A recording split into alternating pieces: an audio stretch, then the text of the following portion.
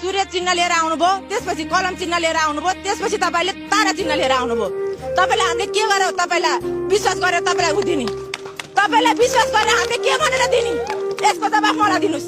एउटा कुरा, तपाईले आज 300 पार्टी चेन्ज गरेर आउनु भने जनताले एउटा कपडा चेन्ज गर्न सके छैन। पर साल तपाईलाई क्वेसन गर्दा मैले यही कपडा लाएर यहाँ म आथे नि, म यही मेरो फोटो देखाइदिन्छु तपाईलाई।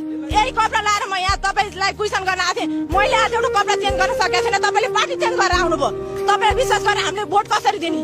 तपाईले म यहाँ आउँदाखेरि राजेन्द्र पाण्डेले पुल हाल्ने हो रे भनेर भनेको हिजोको 67 सालको कुरा आज कति गयो? 82 साल हुँदाखेरि तपाईले एउटा पुल हाल्न सक्नु भएन।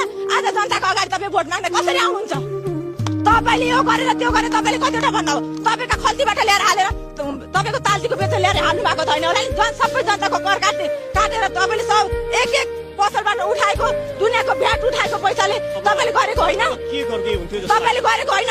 अब युवा बुढा बाका रियाले बुढा उला फ्याँकिने हो। युवाको उहाँ जस्तो जेन्जी पुस्ता आउनै पर्छ।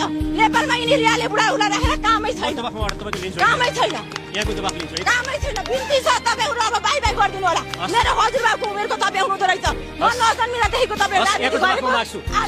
तपाईले किन गर्नु? अब उहाँले निकै मार्मिक प्रश्न गर्नुभएको छ। बहिनीलाई धेरै धेरै धन्यवाद। तपाईँ होइन सुन्नु न, अब तपाईँले भन्नुहुन्छ मैले सुने, मेयरले भने भने तपाईँले सुन्नु पर्यो नि त। कि तपाईँ नै भनिरहने भए त भइगयो। ल माइक उतै तेर्साइदिनुहोस्।